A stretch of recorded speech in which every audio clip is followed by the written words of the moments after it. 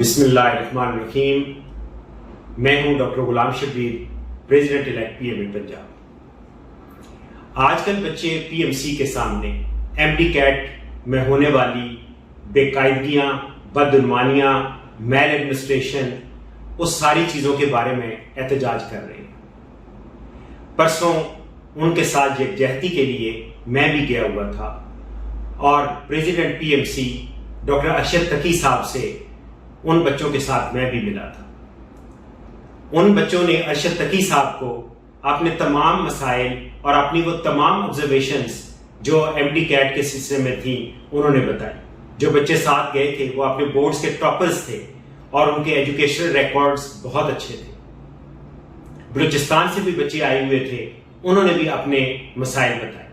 مسائل یہی تھے کہ question out of the course ہیں, کیز غلط ہیں, کیز ریپیٹڈ ہیں اور کئی کویسچنز کے سٹیمز غلط ہیں, کمپیوٹر آف ہو جاتے ہیں, ایک دفعہ سبمٹ کرے تو کویسچن ٹھیک نہیں ہوتے. ان تمام باتوں کے ساتھ تقی صاحب نے اتفاق کیا اور بچوں کا ایک ہی مطالبہ تھا کہ ریکنڈکٹ کیا جائے ایم ڈی کیٹ, اور ریکنڈکٹ کیا جائے پیپر اینڈ پین کے ساتھ, اور آنسر شیٹ کی کی دی جائے, آنسر شیٹ کی کاپی ان کو گھر میں دی جائے تاکہ جب کی پبلش ہو تو وہ بچے اپنے نمبر خود بھی کیلکولیٹ کر سکیں. تقی صاحب نے یہ کہا کہ یہ چونکہ میں فیصلہ اکیلے نہیں کر سکتا تو میں کونسل سے ملوں گا اور کونسل کا اجلاس بلاؤں گا اور ہم ڈسکس کریں گے.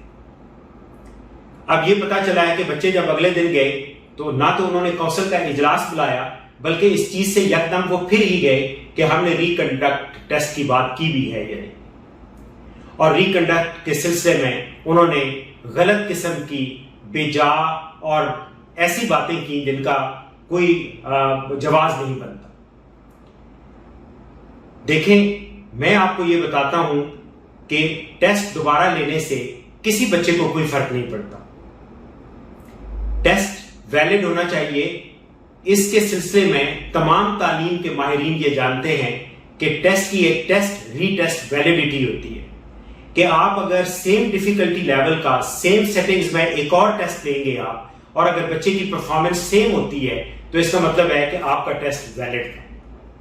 سو یہ پتا چل جائے گا کہ بچوں کی تیاری ٹھیک نہیں تھی, یا جس سے آپ نے الزام لگایا کہ بچے نالائق بچے ہیں تو وہ اس سے پتا چل جائے گا. ایک تو آپ کی اپنی بات ثابت ہو جائے گی یا غلط ہو جائے گی, جو کہ مجھے 100% یقین ہے کہ آپ کی بات غلط ہوگی, تو آئندہ کے لیے بھی تاکہ ٹیسٹ کے بارے میں ڈیسائیڈ ہو جائے گا. جہاں تک میرا خیال ہے کہ آپ ری ٹیسٹ کرانے سے کیوں گھبرا رہے ہیں, اس کی وجہ یہ ہے, اور آپ یہ بتائیے کہ کیا ان میں سے کوئی غلط بات میں کر رہا ہوں. اس کی وجہ یہ ہے کہ آپ نے ٹھیکہ ایک ٹیپس کمپنی کو دیا. یہ ٹیپس کمپنی آپ لوگوں کا اپنا بیبی ہی لگتا ہے. لوگوں کا یہ کہنا ہے کہ ٹیپس کے مالکان میں شاید کونسل کے اراکین یا ان کے اپنے قریبی لوگ شامل ہیں. ٹیپس کمپنی کو جو آپ نے کانٹریکٹ دیا وہ کانٹریکٹ آپ نے ڈارک پردوں کے پیچھے آپ نے لکھا. کوئی بھی ایسا کانٹریکٹ جس میں پبلک منی انوالو ہو, یہاں کوئی میزائل تو بن نہیں رہے تھے کہ آپ اس کانٹریکٹ کو آپ کانفیڈینشیل کرتے. آپ نے اس کانٹریکٹ کو کانفیڈینشیل بنا دیا جبکہ یہ پبلک ڈاکومنٹ ہے, اس میں پبلک فنڈ انوالو ہے.